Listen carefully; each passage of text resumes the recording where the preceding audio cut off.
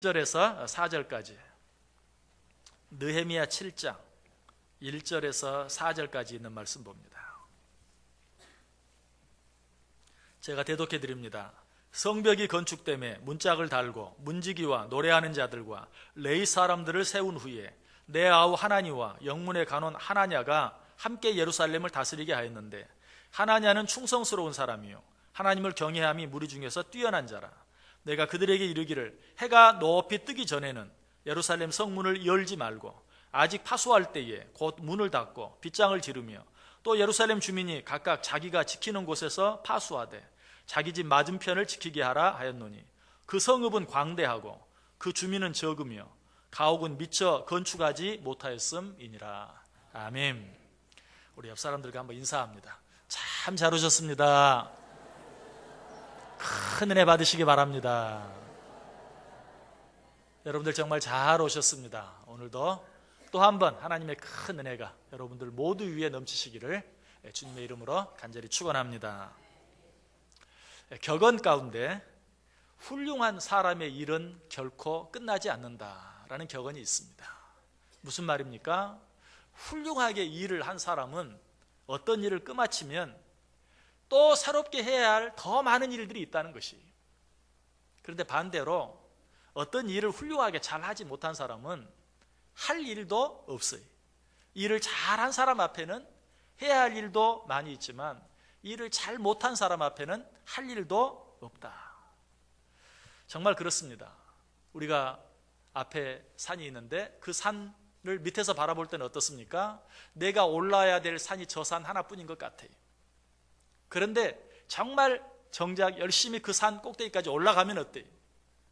그 외에도 수많은 산봉우리들이 있는 것을 보게 돼요. 그런데 그 산을 올라가지 아니하고 그 산 밑에서 그저 앞에 있는 앞산만 바라보고 있는 사람은 그저 올라야 될 산이 그 산 하나뿐이에요. 그러나 그 산을 오르고 또 올라서 산 정상에 이른 자는 내가 올라야 될 더 많은 산들이 있는 것을 보게 된다는 사실이. 우리도 어떤 일들을 해보면 그래요. 어떤 일을 충성스럽게 열심히 하면 하나님께서 우리에게 더 많은 일들을 맡기시고 내가 해야 할 일도 더 많이 있는 것을 알게 돼요. 그러나 그렇지 아니하면 할 일도 없어요. 오늘 느헤미야도 마찬가지였어요. 느헤미야가 어떠했습니까? 우리가 느헤미야 1장부터 6장까지 생각해 보았어요. 무너져 내려버리고 불타버린 예루살렘 성벽을 재건하는 일이 느헤미야에게 맡겨졌어요. 느헤미야는 그 일을 충성스럽게 감당했어요. 그로 말미암아 어떻게? 52일 만에 기적적으로 완전히 무너져 내리고 완전히 불타버린 예루살렘 성벽을 재건하는 일을 마칠 수 있었어요. 느헤미야 6장 15절에 나오죠. 성벽 역사가 52일 만인 엘루월 25일에 끝나매. 자, 이제 모든 일이 끝이 났습니까? 이제 느헤미야는 이제 내가 할 일 다 했다. 이제 수상궁으로 돌아가자. 이제 그의 모든 일이 마치고 이제 편안하게 수상궁으로 돌아갈 수 있었습니까? 그렇지 않아요. 지금까지 한 일도 정말 힘들고 어려운 일이었지만 그 앞에는 지금까지 한 일보다도 더 어렵고 힘든 일, 더 중요한 일이 남아 있는 것을 보게 돼요. 그 일이 어떤 일입니까? 지금까지 한 일은 건물을 짓는 일이었어요. 예루살렘 성벽을 쌓는 일이었어요. 외형적인 일이고 물리적인 일이었어요. 그러나 지금 이제 그 앞에 그 예루살렘 성벽을 재건을 마친 그 시점에 지금 느헤미야 앞에 새롭게 놓여진 일은 무엇입니까? 이제 새롭게 재건된 그 예루살렘 성벽을 안전하게 지키고 잘 유지해서 이전의 영광을 회복하고, 아니 그보다 더 번성하게 만드는 일, 그렇게 해야 할 일이 남아 있는 것이. 눈에 보이는 어떤 건물을 짓는 것보다 이 일이 훨씬 더 중요해요. 건물을 짓는 것은 좀 힘쓰고 애쓰면 설령 52일에는 끝나지 못했다 할지라도 좀 더 오랫동안 애쓰면 되는 거예요. 그러나 그 성을 안전하게 지키고 유지하며 그리고 이전의 영광을 회복하고 더 번성하게 만드는 일은, 이건 정말 쉬운 일이 아니, 그저 애쓰고 노력한다고 되어지는 일이 아니. 이제 느헤미야 앞에는 그런 일이 놓여 있어요. 자, 이제 느헤미야는 그 일을 시작합니다. 느헤미야 7장부터 이제 그 일이 새롭게 다시 기록이 되어져요. 지난 시간에도 말씀드린 것처럼 예루살렘 성벽을 재건하는 일이 1장부터 6장까지 나와 있는데 앞으로 기록될 성경은 어때요? 7장부터 13장까지 양적으로도 더 많아요. 무슨 말이에요? 지금부터 해야 할 일이 더 많고 지금부터 해야 할 일이 더 중요하다는 사실이. 자, 그런데 느헤미야는 이 일을 어떻게 시작합니까? 1절 보세요.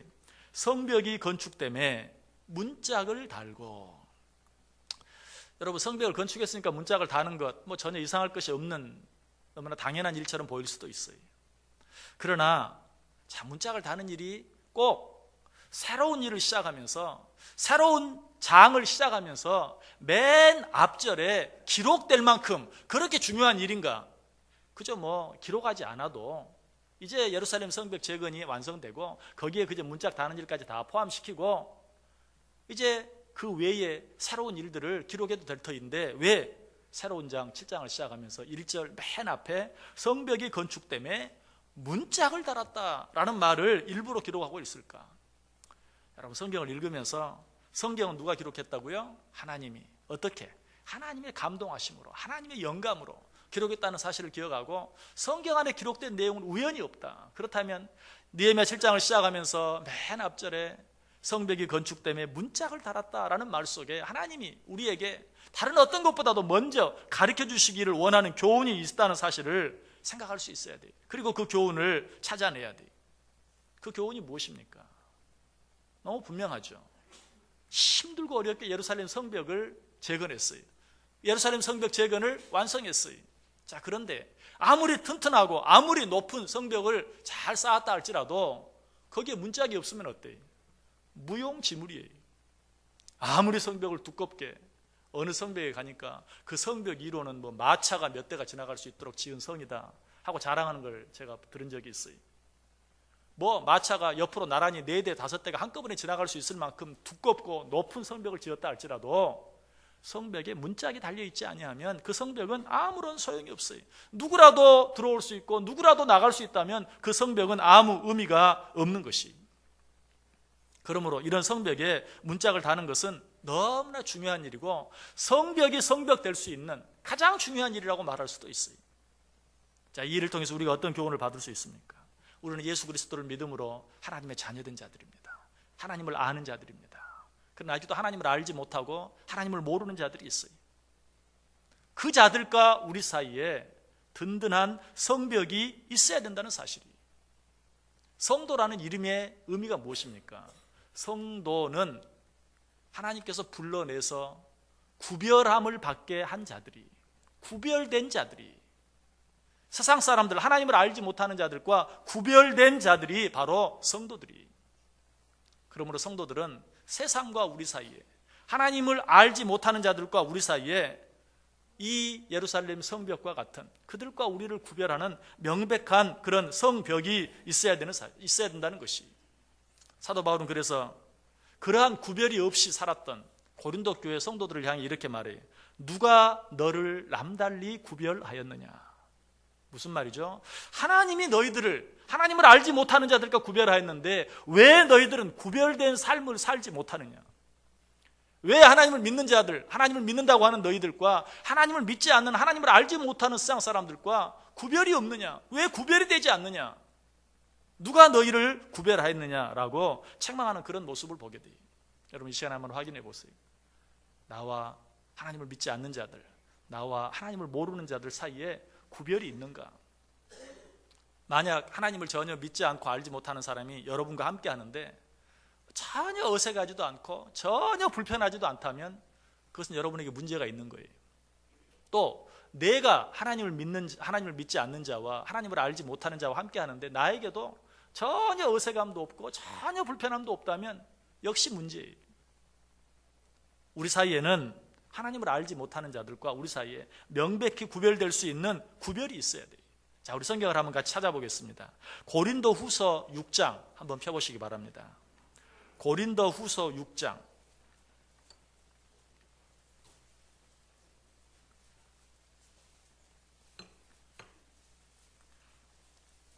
고린도 후서 6장 14절에서 18절. 고린도 후서 6장 14절에서 18절. 한 절씩 교독합니다. 너희는 믿지 않는 자와 멍에를 함께 매지 말라. 의와 불법이 어찌 함께하며 빛과 어둠이 어찌 사귀며.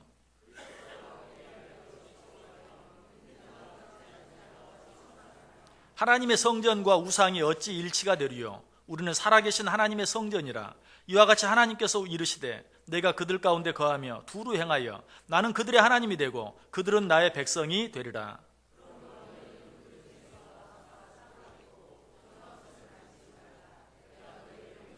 같이 읽습니다. 너희에게 아버지가 되고 너희는 내게 자녀가 되리라. 전능하신 주의 말씀이니라 하셨느니라. 아멘. 자, 이 말씀이 어떻게 시작되고 있어요? 너희는 믿지 않는 자와 멍에를 함께 매지 말라. 의와 불법이 어찌 함께하며 빛과 어둠이 어찌 사귀며 그리스도와 베일리알이 어찌 조화되며 믿는 자와 믿지 않는 자가 어찌 상관하며 하나님의 성전과 우상이 어찌 일치가 되리요. 그리고 17절에서 뭐라고 말해요? 너희는 그들 중에서 나와서 따로 있고 라고 말하고 있어요. 여러분, 하나님을 알지 못하는 자, 하나님을 믿지 않는 자, 그런 자들과 여러분 사이에 어떤 구별이 있습니까? 구별이 있어야 된다라고 이야기하고 있어요. 그들과 우리 사이를 구별하는 성벽이 있어야 한다라고 말하고 있어요. 자, 그런데 언제까지 우리가 세상 사람들과 그저 가운데 벽을 쌓고 그들을 등지고 그들과는 상관없이 살아갈 수는 없죠. 왜? 하나님께서 우리를 이 세상에 두신 데는 하나님의 뜻이 있기 때문에 그들과 우리 사이에 분명한 구별이 있어야 하지만 그러나 그들을 위해서 그들에게로 나아가야 할 때가 있어요. 그 일을 위해서 필요한 것이 무엇입니까? 문짝이 든든한 세상 사람과 우리를 구별할 수 있는 성벽도 쌓아야 하지만 그러나 하나님께서 우리에게 맡기신 일들을 감당하기 위해서 세상으로 나아갈 수 있는 문이 있어야 되고 필요할 때는 문을 닫고 필요할 때는 문을 여는, 필요할 때는 그들과 우리 사이에 명백한 구별을 갖고 또 필요할 때는 그들을 향해 나아갈 수 있는 그러한 문이 있어야 된다는 사실이, 하나님께서 우리에게 어떤 사명을 주셨습니까? 빛과 소금의 사명을 허락해 주셨어요. 너희는 세상의 빛과 소금이다. 그러므로 너희는 세상에 나아가서 빛과 소금의 역할을 감당하라 라고 우리에게 분명하게 말씀하셨어요. 무엇보다 예수님께서 이렇게 말씀하십니다. 아버지께서 나를 세상에 보내신 것 같이 나도 그들을 세상에 보내었고. 하나님께서 예수 그리스도를 이 세상에 왜 보내셨습니까? 죽어가는 영혼들을 구원해내게 하라고, 죽어가는 영혼들을 다시 살리라고 하나님께서 하나밖에 없는 아들 예수 그리스도를 육신의 몸으로 이 세상에 보내셨어요. 그와 동일하게 예수님께서도 우리를 세상에 보내신다. 무엇하기 위해서? 죽어가는 영혼들을 살려내라고, 죽어가는 영혼들을 구원하라고. 그러므로 예수님께서 이 땅에 오셔서 죽기까지 복종하심으로 그 사명을 감당하신 것처럼 우리도 이 세상에 살면서 죽어가는 영혼들을 구원하기 위한 그 사명을 죽기까지 감당할 수 있어야 돼요. 충성해야 돼요. 그러기 위해서는 어때요? 세상 사람들과 우리 사이를 가로막고 있는 그 성벽에 필요할 때 우리가 그들에게 나아갈 수 있는 문이 있어야 되는 것이. 그러나 이 문을 잘 사용해야 돼요. 열어야 할 때와 닫아야 할 때를 명확하게 구별할 수 있어야 돼요. 오늘 느헤미야도 이 성벽에 문짝을 달면서 그렇게 하도록 합니다. 3절 보세요. 내가 그들에게 이르기를 해가 높이 뜨기 전에는 예루살렘 성문을 열지 말고 아직 파수할 때 곧 문을 닫고 빗장을 지르며. 성문을 낮에는 열고 밤에는 닫는 것 너무 당연한 것이, 그러나 이 일을 성경에 기록하고 있는 이유를 다시 한번 생각해야 돼요.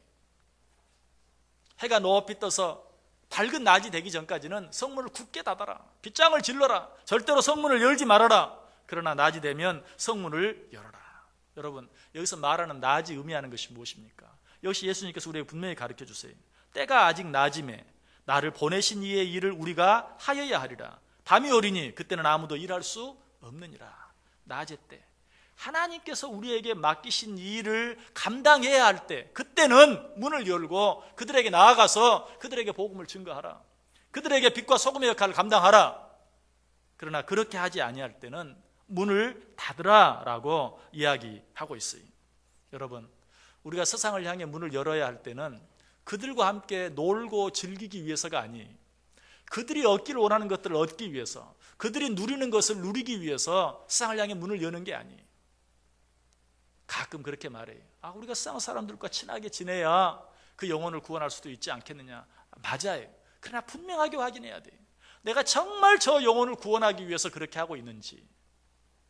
그러나 많은 경우에 그것은 핑계고, 그들과 함께 놀고 즐기기 위해서 문을 열고, 그들이 누리는 것들, 그들이 얻기를 원하는 것들 함께 얻고 누리고 살기 위해서 문을 열고 그들에게로 나아가는 그런 일들이 얼마나 많은지 몰라요. 그러나 성경은 그러한 일을 위해서는 절대로 문을 열지 말라. 하나님께서 너희를 세상에 두신 그 목적, 세상에 죽어가는 영혼들을 구원하기 위하여, 그들을 구원하기 위해 그들에게 복음을 전하는 그 일을 감당하기 위해서만 그들을 향해 문을 열라라고 이야기하고 있어요. 예수님께서도 그러셨어요. 그래서 예수님께서도 많은 사람들이 인간적으로 보면 그럴듯한 일, 폼이 나는 일, 생색이 나는 일, 이런 일들을 요구할 때는 단호하게 거절하셨어요. 나는 그런 일을 위하여 보냄받지 않았다. 나는 내 일을 위하여 보냄받지 않았다. 나는 나를 보내신 이의 일을 하여야 한다. 그리고 또 뭐라고 말하죠? 지금은 내 때가 아니다 하면서 문을 닫았어요. 사람들은 쉽게 이해가 되지 않았어요. 그러나 하나님께서 그에게 맡기신 일, 십자가에 달려 죽는 일까지도 하나님께서 맡기신 일일 때는 사람들이 다 그렇게 하지 말라고 반대했지만 그럼에도 불구하고 문을 활짝 열고 그 일을 하신 것을 보게 돼요. 여러분, 우리가 세상을 향하여 문을 여는 것은 오직 나를 보내신 하나님을 위해서, 하나님의 영광을 위해서, 하나님의 의와 그 나라를 위해서, 하나님의 뜻과 하나님의 영광만을 위해서 세상을 향하여 문을 열 수 있어야 된다는 사실이. 여러분에게 이 성벽이 있는지, 여러분에게 이 성벽에 문짝이 있는지 다시 한번 확인해 보세요. 자, 낮에만 문을 열어야 하는 또 한 가지 이유가 있어요. 그것은 무엇입니까? 낮에는 안전하지만 밤은 위험한 때예요. 밤은 내가 죄악에 빠질 수 있는, 내가 죄악의 유혹에 물들 수 있는 그때가 바로 밤이에요. 그런 때는 성전 문을 열면 안 돼요. 성전 문은 안전한 낮이에요. 내가 하기를 원하는, 아니 내가 해야 할 그 일을 안전하게 잘 감당할 수 있을 때 우리는 그 문을 열어야 된다는 사실이에요. 데살로니가전서 5장 6절에 말합니다. 그러므로 우리는 다른 이들과 같이 자지 말고 오직 깨어 정신을 차릴지라. 요한복음 8장 12절에 말합니다. 예수께서 또 말씀하시되 나는 세상의 빛이니 나를 따르는 자는 어둠에 다니지 아니하고 생명의 빛을 얻으리라. 요한복음 11장 9절에 말합니다. 예수께서 대답하시되 낮이 12시간이 아니냐. 사람이 낮에 다니면 이 세상의 빛을 봄으로 실족하지 아니하고 밤에 다니면 빛이 그 사람 안에 없는 거로 실족하느니라. 요한복음 12장 46절에 말합니다. 나는 빛으로 세상에 왔나니 무릇 나를 믿는 자는 어둠에 거하지 않게 하려 함이라. 언제 우리가 세상을 향해 문을 열어야 돼요? 낮의 때. 그러나 어둠의 때는 어때요? 그 문을 닫을 수 있어야 돼요. 언제가 어둠의 때입니까? 세상 사람들이 추구하는 것을 나도 추구하고자 하는 마음이 있을 때, 세상 사람들이 얻고자 하는 것을 내가 얻고자 하는 마음이 있을 때, 세상 사람들이 즐기는 것을 나도 함께 즐기고 싶은 마음이 있을 때, 그때가 바로 어둠의 때예요. 그때는 문을 닫아야 돼요. 문을 열어서는 되지 않아요. 그러나 세상에 추구하는 영혼들을 향한 긍휼히 여기는 마음, 불쌍히 여기는 마음, 그러한 마음들이 내게 있을 때 우리는 비로소 문을 열고 그들에게로 나아갈 수 있어요. 이러한 문을 열고 닫을 필요가 전혀 없는 때, 이러한 문을 열고 닫을 필요가 전혀 없는 곳이 있어요. 어떤 곳입니까? 하늘나라예요. 요한계시록 21장 25절에 말합니다. 성문들을 낮에 도무지 닫지 아니하리니 거기는 밤이 없습니다. 천국은 죄의 유혹이 없어요. 그렇기 때문에 문을 항상 열어놔도 돼요. 그러나 이 세상은 그렇지 않아요. 죄의 유혹이 있어요. 어려움이 있어요. 시험이 있어요. 정말 그러한 때를 잘 구별해서 내가 그러한 죄악에 물들 가능성이 있을 때는 문을 굳게 닫을 수 있어야 한다는 것이. 오늘 느헤미야는 이 일을 잘 감당하기 위해서 어떻게 합니까? 그저 문짝만 달아놓습니까? 아니. 다시 1절 보세요. 성벽이 건축되면 문짝을 달고 문지기를 세운다. 문지기를 세운 것을 봐요. 우리가 우리 말을 조심하기 위해서 어떻게 해야 돼요? 입에 파수꾼을 세워야 돼요. 그래야 우리의 말을 조심할 수 있는 것처럼 문짝을 열고 닫을 수 있는 문짝을 닫을 뿐만 아니라 그 문짝을 열어야 할 때와 닫아야 할 때를 잘 구별해서 문을 열어야 할 때 열고 닫아야 할 때 닫을 수 있는 문지기를 세웠다라고 이야기하고 있어요. 우리 가운데 이 문지기, 어떻게 우리가 이 문지기를 세울 수 있을까요? 여러분, 성령 충만할 수 있어야 돼요. 성령 충만하면 정말 그것이 내가 세상을 향해 나아가야 할 때인지 문을 닫아야 할 때인지를 명확히 알게 되고 깨달을 수 있어요. 내가 나아가서 악한 사단 마귀의 밥이 되고, 내가 나아가서 세상 사람들이 하는 것을 내가 배우고, 그들이 하는 것을 내가 할 때는, 이때는 문을 닫아야 할 때인 것을 알게 하고 문을 닫게 만들고, 내 안에 성령이 충만해서 정말 내 안에 있는 것들을 정말 그들에게 전하지 않고는 견딜 수 없는 마음이 있을 때 문을 열어서 그들에게 나아갈 수 있는, 우리의 이 세상과 우리를 통하는 이 문을 열어야 할 때 열고 닫아야 할 때 닫을 수 있는 성령 충만함이 우리 가운데 있어야 돼요. 여러분 가운데 이런 성령 충만함이 있습니까? 오늘 느헤미야가 문짝을 달고 문지기를 세운 것처럼 성령 충만을 위해 구하시길 바랍니다. 성령 충만하기 위해 애쓰시기 바랍니다. 늘 말씀과 기도로 우리 안에 성령 충만해야 돼요. 바다와 강 사이에는 항상 수문이 있어요. 그래서 썰물 때는 수문을 열어서 강물이 바다로 들어가게 합니다. 그러나 밀물 때는 수문을 닫습니다. 왜? 밀물 때 열어놓으면 바닷물이 강으로 들어와서 강이 다 망쳐지고 또 그 주변에서 농사하는 농밭도 다 망쳐지기 때문에 썰물 때는 문을 열어서 물이 나가게 하지만 밀물 때는 문을 닫아서 바닷물이 들어오지 못하게. 여러분 우리도 신앙생활 할 때 그렇게 할 수 있어야 돼요. 내가 성령 충만하지 못할 때는 문을 닫고 세상의 영향을 받지 않고 오히려 성령 충만하기 위해서 더 말씀과 기도에 힘을 쓰고, 내가 성령 충만할 때 비로소 문을 열고 세상을 향해, 하나님께서 내게 맡기신 영혼들을 향해 나아갈 수 있어야 된다는 사실이. 이 문지기가 문지기 역할을 못하면 성벽은 아무 의미가 없어요. 중국 역사를 보면 만리장성 얼마나 위대한 성입니까? 달나라에서도 보인다고 하잖아요. 그처럼 잘 지어진, 잘 쌓아진 이 만리장성, 그걸 쌓아놓고 중국 사람들은 이제 우리는 두려워할 것이 없다, 염려할 것이 없다. 그러나 한 번은 너무나도 힘없이 싸움 한번 해보지 아니하고 오랑캐들이 그 성벽 안으로 들어와서 정말 많은 사람들을 죽이고 많은 것들을 빼앗아간 그런 일이 있었어요. 그 일이 어떻게 일어났는가? 뭐 동대문, 서대문, 남대문 같은 그런 큰 문도 아니고 지극히 작은, 문지기가 거기를, 사람이 거기를 들어 다니려면 고개를 숙여야 들어갈 수 있고 또 나올 수 있는 작은 문, 그 문지기에게 오랑캐가 뇌물 몇 푼 주었더니 그 문을 열어주고 말았어요. 이렇게 긴 성, 수없이 많은 문들이 있는데 이 작은 문 하나 열어준다고 무슨 일이 생기겠는가? 이제 돈 모핀 받고 그 문을 열어주었는데 오랑캐들이 그 안으로 들어와서 다른 큰 성벽 문을 열고 물 밑에 들어가서 엄청난 일을 행하는. 여러분 문은 이처럼 중요한 것이, 아무리 작은 문이라 할지라도, 그러므로 우리는 세상을 향해 내가 언제 문을 열어야 할지, 지금이 문을 열어야 할 때인지 닫아야 할 때인지 명확히 구별하고 행하지 아니하면 우리는 여지없이 세상의 밥이 되고 악한 사단 마귀의 밥이 될 수밖에 없다는 사실이, 여러분 이 시간 다시 한번 확인해 보시길 바랍니다. 여러분 안에 세상과 여러분을 구별할 수 있는 성벽이 있습니까? 없다면 싸우셔야 해요. 우리는 세상과 구별된 성도예요. 성도는 다른 자가 아니라 세상과 구별된 자들이, 하나님을 알지 못하는 자들과 구별된 자들이, 하나님은 우리를 불러내어서 그들 가운데 따로 있게 하고 그들과 구별된 삶을 살도록 하나님이 부르셔서 하나님의 자녀 삼은 자들이, 혹시라도 그런 성벽이 이전에는 있었는데 여러 가지 세상 일에 찌들리다 보니, 바쁘다 보니, 여러 가지 많은 일들이 있다 보니 그 성벽은 다 불타버리고 또 무너져 내리지 않았습니까? 다시 재건해야 돼요. 느헤미야 1장부터 6장까지 했던 것처럼 그 무너져 내린, 쌍과 나 사이 구별이 없는, 쌍 사람들이 나와 있어도 아무런 불편도 없고 내가 쌍 사람들과 같이 하면 그들이 하는 일을 똑같이 해도 아무런 어색함도 없는 그런 삶을 살고 있다면 그들과 우리 사이에 무너져 내려버린 그 성벽을 다시 쌓을 수 있어야 돼요. 그러나 성벽을 쌓아놓고 그 안에만 있으면 안 돼요. 왜? 하나님께서 이 죄악이 많고 유혹이 많은 세상 가운데 안타까운 마음을 가지시면서도 우리를 두신 것은 이 세상 안에서 우리가 할 일이 있기 때문인데, 그 일을 감당하기 위해서 우리는 문을 달고 필요할 때 문을 열고 세상을 향해 나아갈 수 있어야 돼요. 또 필요할 때는 들어와서 문을 닫고 우리 자신을 돌아보며 성령 충만하기 위해서 애쓸 수 있어야 돼요.